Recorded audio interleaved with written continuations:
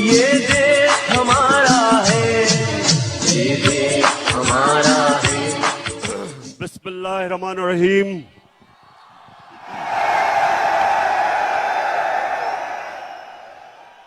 अल्लाह तेरी इबादत करते हैं और अल्लाह सिर्फ तेरे से मदद मांगते हैं।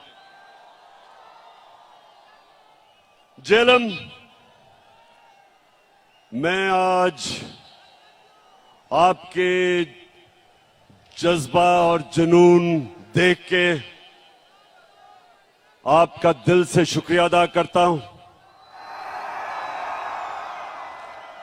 खास तौर पे जिस तरह आज हमारी ख्वातीन निकली हैं, मैं आपको सलाम पेश करता हूं। और मैं देख रहा हूं कि बच्चे भी हैं, क्योंकि अच्छा, और मैं ये जितने भी झंडे देख रहा हूं, मेरी आगे से आप सबसे एक दरखास्त है कि तहरीक इंसाफ के झंडों से उतना ही जितना आप तहरीक इंसाफ के झंडे लेके आए, उससे ज्यादा पाकिस्तान के झंडे लेके आए। तेरा पाकिस्तान है, ये मेरा पाकिस्तान है, तेरा पाकिस्तान है, ये मेरा क्योंकि मेरे पाकिस्तानियों, ये एक मुल्क की जिंदगी में बहुत कम ऐसे होता है कि सारी कौम इकट्ठी हो जाती है, सारी कौम फैसला करती है, सारी कौम फैसला करती है कि हमने अपनी आजादी की जंग लड़नी है। जिधर जिधर मैं गया हूं, मैंने कभी इतने बड़े जलसे नहीं देखे। मैं जेलम पहले भी आया, लेकिन मैंने कभी जेलम में ऐसा जलसा नहीं देखा।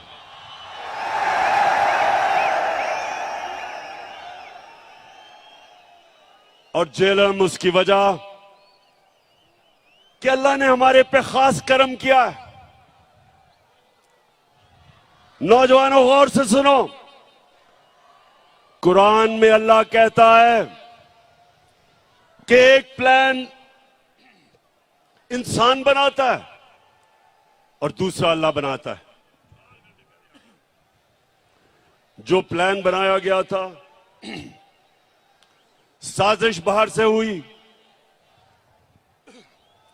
एक डोनाल्ड लू, अमेरिकी अंडर सेक्रेटरी, हमारे अमेरिका के सफीर को बुला के तकब्बुर में उसको हुक्म देता है कि अगर पाकिस्तान ने इमरान खान को अदमे इत्मीनान में ना हटाया तो पाकिस्तान के ऊपर बड़ा मुश्किल वक्त आएगा। और फिर साथ कहता कि अगर पाकिस्तान ने इमरान खान को हटा दिया और चेरी ब्लॉसम को ले आए तो सब माफ कर दिया जाएगा। और फिर सारी साजिश होती है, यहां के मीर जाफर और मीर सादिक उसमें शिरकत करते हैं। 22 करोड़ की 22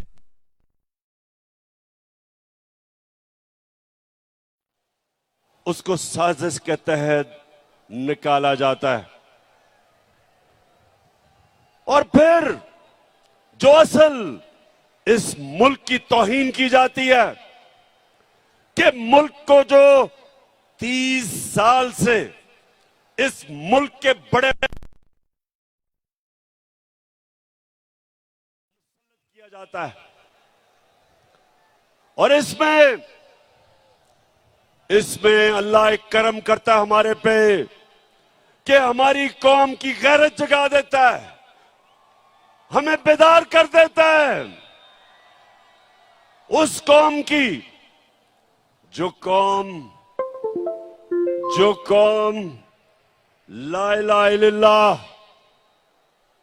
के नारे पे खड़ी हुई थी, बनी थी, उस कौम की खुददारी जगा देता है। मेरे पाकिस्तानियों, जितना भी हम अल्लाह का शुक्र अदा करें वो कम है, क्योंकि हमारी खुददारी को इस मुल्क के करप्ट और गद्दार लीडरों ने खत्म कर दिया था। बाहर की कुव्वतों के सामने घुटने टेके, बाहर से डिक्टेशन लिए, खुद तो उनमें गैरत नहीं थी, कौम की गैरत को भी नुकसान पहुंचाया। तो अल्लाह तेरा शुक्र अदा करता हूं आज मैं कि तूने मेरी कौम को जगा दिया है। 26 साल से मैं कोशिश कर रहा था कि मेरे मौला इस कौम की खुददारी को जगा। ये वो कौम थी जिसका नजरियाती लीडर इलामा इकबाल था, और इलामा इकबाल ने सारी उनकी शायरी एक ही चीज के लिए थी कि जो गुलाम मुसलमान कौम थी उनको जगाने की कोशिश की। और हमारे नजरियाती लीडर इलामा इकबाल ने कहा कि उस रिस्क से मौत अच्छी है जिस रिस्क से आती है परवाज में कोताही। इस नजरिए पे पाकिस्तान बना था। और ला इलाहा इल्लल्लाह, ए अल्लाह तेरे सिवा हम किसी के सामने नहीं झुकते। तो जब बैरूनी साजिश के तहत चेरी ब्लॉसम बूट पॉलिश को ऊपर बिठाया तो कौम जाग गई। और आज मैं देख रहा हूं कि पाकिस्तान को एक कौम बनते हुए, ये बड़ा करम है अल्लाह का।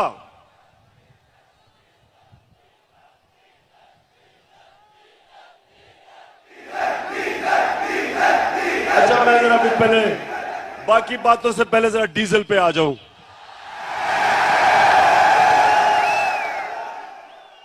अच्छा जरा सुने, फजलुर रहमान भी, अब उसकी भी जमात इन सारे चोरों के पलंदे में, ये सारे इक्तदार में आ गए हैं, बंदर बांट हो रही है। अब ये मैंने सोचा कि फजलुर रहमान तो बड़ा दीनी आदमी है, तो वो आके कोई तालीम की, एजुकेशन की मिनिस्ट्री संभालेगा। उसने एजुकेशन की मिनिस्ट्री नहीं संभाली, उसने कम्युनिकेशन की मिनिस्ट्री संभाली है, जिसके अंदर एनएच है, जिसमें सड़कें बनेगी और जिसमें पैसा बनेगा।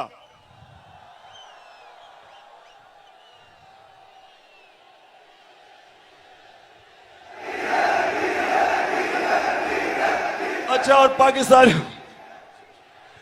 ये जरा, अब पाकिस्तानियों जरा सुने मेरी बात, सुने सुने सुने सुने।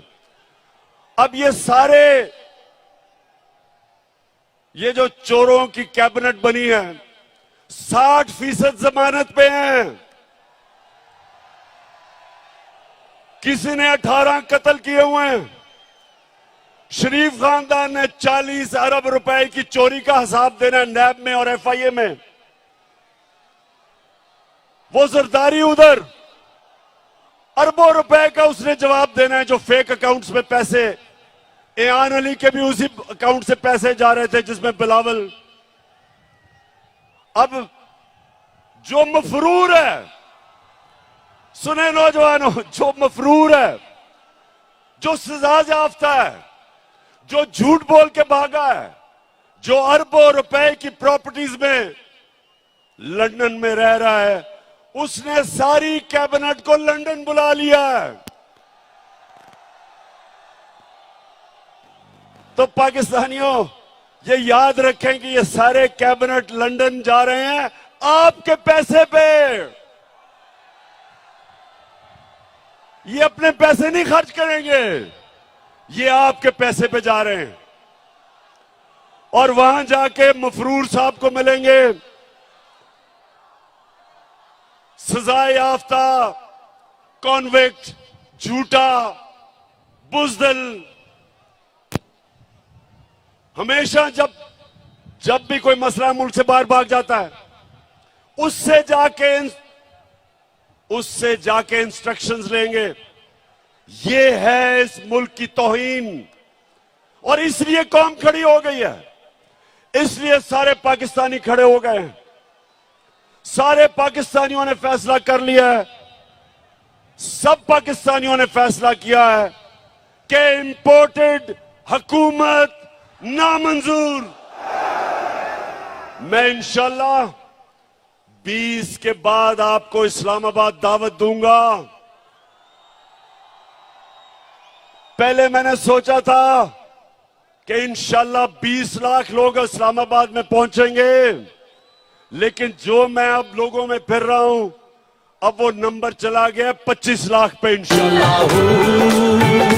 अल्लाहू अल्लाहू अल्लाहू अल्लाहू अल्लाहू अल्लाहू अल्लाहू अल्लाहू अल्लाहू। अच्छा, अब चेरी ब्लॉसम कौन है? शायद बच्चों को नहीं पता चेरी ब्लॉसम कौन है। ये वो है कि इसका बड़ा भाई नवाज शरीफ और उसकी बेटी, वो फौज को बुरा भला कहते हैं और ये बूट पॉलिश करता है। इन्होंने बड़ा अच्छा एक कॉम्बिनेशन बनाया हुआ है, इनकी पार्टनरशिप है। और बड़ा भाई भी क्योंकि बड़ा बुज़दिल है, वो जब मुल्क से बाहर जाता है तो फौज को बुरा भला कहता है, और छोटा भाई जूते पॉलिश करता है। तो ये दोनों, इसने कोई कल इसने तकरीर की, जरा सुने। कहता कि इमरान खान फौज के बड़े खिलाफ बातें कर रहे हैं, हम इजाजत नहीं देंगे। शहबाज शरीफ, शर्म करो, कुछ तो शर्म करो। तुम वो हो जो मैं मीर जाफर का कहता हूं, तुम हो वो मीर जाफर। मीर जाफर वो था जब उसने सिराजुद्दौला, जो मुगलों का गवर्नर था, जब अंग्रेजों के खिलाफ वो लड़ा था, मीर जाफर ने उससे गद्दारी की और फिर अंग्रेजों ने मीर जाफर को ऊपर बिठाया, जिस तरह अमेरिकनों ने शहबाज शरीफ को ऊपर बिठाया। तुम हो मीर जाफर, और तुम्हारे इर्द गिर्द वो जो आसिफ जरदारी है, आसिफ जरदारी तुम्हारा तो मैं ये कहूंगा कि जब गीदड़ की मौत आती है तो शहर की तरफ भागता है। मैं इंशाल्लाह सिंध आ रहा हूं और मैं अपनी कौम के सामने वादा कर रहा हूं कि सिंध को मैंने आसिफ जरदारी से आजाद करवाना है। जो सिंध के लोगों के ऊपर ये जुल्म कर रहा है, आसिफ जरदारी, तुम और वो जो तुम्हारा बेटा है, तैयार हो जाओ, मैं आ रहा हूं सिंध। जो तुमने सिंध को लूटा है, लॉन्चों के अंदर, जहाजों में भर भर के डॉलर्स तुमने दुबई भेजे हैं, मैं सब जानता हूं। तुमने जो पाकिस्तान से बाहर पैसा भेजा है, ये जो तुम आप आ गए ऊपर, मैंने तुम्हें कहा था कि मैं जब इक्तदार से निकलूंगा मैं ज्यादा खतरनाक बनूंगा तुम्हारे लिए।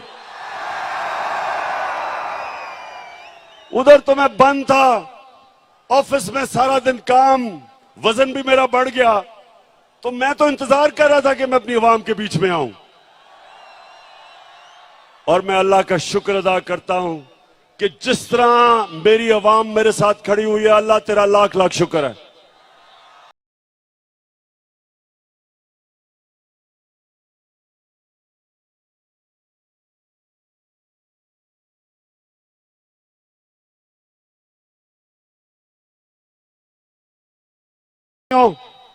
हिंदुस्तान ने क्या किया, जरा ये सुने गौर से। उन्होंने पाकिस्तान के खिलाफ प्रोपेगेंडा किया। उन्होंने 600 जाली उन्होंने मीडिया हाउसेस दुनिया में बनाए और पाकिस्तान के खिलाफ प्रोपेगेंडा किया। इसको EU डिसइंफॉर्मेशन लैब कहते हैं। और आपको पता है कि उन्होंने किसको बाहर से प्रोपेगेंडा में किसको निशाना बनाया? एक थी पाकिस्तान की फौज और दूसरा था इमरान खान। हिंदुस्तान ने क्यों पाकिस्तानी फौज और इमरान खान को निशाना बनाया? क्योंकि दो नौजवानों, गौर से सुन लो, आज पाकिस्तान को जो इकट्ठा रखेंगे, जो दुश्मनों की पूरी कोशिश है कि इस मुल्क के 3 टुकड़े किए जाएं, जो बलूचिस्तान में वो दहशतगर्दी करवा रहे हैं, उनका सिर्फ एक मकसद है कि पाकिस्तान को तोड़ा जाए। एक पाकिस्तान की फौज इस मुल्क को इकट्ठा रख रही है और दूसरा तहरीक इंसाफ, जो सारे पाकिस्तान की फेडरल पार्टी है, जो सारे पाकिस्तान की पार्टी है, और वो चाहते हैं इमरान खान और फौज के खिलाफ। इसलिए वो कैंपेन करते हैं कि उनको पता है कि इन दो के होते हुए पाकिस्तान नहीं टूटेगा। तहरीक इंसाफ वो वह जमात है जो 10 दिनों में पेशावर में भी तारीखी जलसा कर सकती है, मज़ार कायद कराची में भी तारीखी जलसा कर सकती है और मीनार पाकिस्तान को भी भर सकती है 10 दिनों के अंदर। और आज झेलम में भी तारीखी लोग इस तादाद में आए, एबटाबाद में भी आए और मियां वाले में भी आए। वो सिर्फ एक जमात कर सकती है, वो तहरीक इंसाफ है। बाकी ये मिलके भी सारे, ये जो चोरों का पलंदा है, ये मिल भी जाए तो मीनारे पाकिस्तान में पूरा जोर लगा के थोड़ा सा भी जलसी भी नहीं कर सके। तो जब शहबाज शरीफ तुम ये कहते हो कि इमरान खान ने फौज की तनकीद की, शर्म करो। इमरान खान का जीना मरना पाकिस्तान में है। मैं तो दुआ कर रहा हूं कि मुझे ECL पे डालो, मैं जाना ही नहीं चाहता पाकिस्तान से बाहर। मेरा 20 साल मैंने बाहर क्रिकेट खेली, प्रोफेशनल क्रिकेट खेली, पैसा बनाया, लंदन में फ्लैट खरीदा, सब कुछ बेच के मेरा सब कुछ मेरे मुल्क में है, जीना मरना मेरे मुल्क में है। और ये जरा सुने, ये शरीफ करप्ट खानदान, पहले नवाज शरीफ, उसको जब जनरल मुशर्रफ ने मुल्क से बाहर, जैसे उसने सऊदी अरेबिया भेजा, लेटर साइन, मुआहदा साइन करके सऊदी अरेबिया गया, झूठ बोलता रहा मैंने नहीं कोई साइन किया। फिर उधर से लंदन पहुंच गया, 8 साल मुल्क से बाहर। जरदारी जेल से निकला, वो सीधा लंदन और अमेरिका पहुंच गया। और अब वापस आए, दोनों ने एनआरओ लेके वापस आए, दोनों ने लूटना शुरू किया। अब ये सुने, मैंने अभी तक जब 3.5 साल में एक निजी दौरा नहीं किया, मैं सारा वक्त पाकिस्तान में था। नवाज शरीफ ने 24 निजी दौरे किए लंदन के, जरदारी ने 50 निजी दौरे किए दुबई के। यानी ये सारा वक्त हुकूमत तो पाकिस्तान की करना चाहते हैं, पैसे बाहर हैं, बच्चे बाहर हैं, ईदें बाहर हैं, इलाज बाहर है, बैंक अकाउंट्स बाहर हैं, प्रॉपर्टीज बाहर हैं। और तुम शहबाज शरीफ कह रहे हो कि इमरान खान फौज के खिलाफ बात कर रहा है। तुम्हारा जो नवाज शरीफ था, हिंदुस्तान में जाके पहले तो मिला, जब नरेंद्र मोदी के भागा भागा गया उसके जूते पॉलिश करने, तो कश्मीरी हुर्रियत लीडर्स को ही नहीं मिला, डर के उससे अपने फॉरेन ऑफिस को कहा कि कोई हिंदुस्तान की तनकीद ना हो। उधर जो डॉन लीग्स में क्या था, हिंदुस्तान को पैगाम पहुंचाता है कि जी मैं तो दोस्ती करना चाहता हूं, पाकिस्तान की फौज नहीं करना चाहती। नरेंद्र मोदी कहता कि पाकिस्तान का जो सिपा सलार है उस वक्त रहील शरीफ, कहता वो दहशतगर्द है, लेकिन नवाज शरीफ हमारा दोस्त है। मेरे दौर में मोदी ने यह क्यों नहीं कहा? वो मेरी फौज के खिलाफ उसकी जुर्रत नहीं थी बात करने की, क्योंकि मैं नरेंद्र मोदी को कहता था कि तुम इस्लाम दुश्मन हो, तुमने जो कश्मीर में किया, तुमने जो हिंदुस्तान में मुसलमानों से कर रहे हो, हम कभी तुम्हारे से दोस्ती नहीं करेंगे जब तक तुम कश्मीरियों को अपना हक नहीं दोगे। कभी नवाज शरीफ के मुंह से कश्मीर की बात सुनी? कभी शहबाज शरीफ के नाम से बात सुनी? आते साथ ही कि हम तो जी नरेंद्र मोदी से दोस्ती करना चाहते हैं। तुम इसलिए करना चाहते हो कि जो तुम्हें लेके आया उन्होंने हुक्म दिया दोस्ती करने का। मैं जब रूस गया, मैंने रूस के सदर से बात की कि यहां महंगाई है, तेल की कीमत बहुत ऊपर चली गई है, हमने अपने लोगों को रिलीफ देना है। 30% कम पे तेल हमें वो बेचने के लिए रूस तैयार हो गया था। 30% गंदम कम कीमत पे हमें देने के लिए तैयार हो गया था। क्या शहबाज शरीफ तुम्हारी जुर्रत है कि तुम रूस से आज बात करो और 30% कम तेल खरीदो? आपको पहले जाके इजाजत लेनी पड़ेगी उन लोगों से जो लेके आए हो। आपको उनको बूट पॉलिश करने पड़ेंगे चेरी ब्लॉसम लगा के, और फिर इजाजत मांगनी होगी जो नहीं मिलेगी आपको।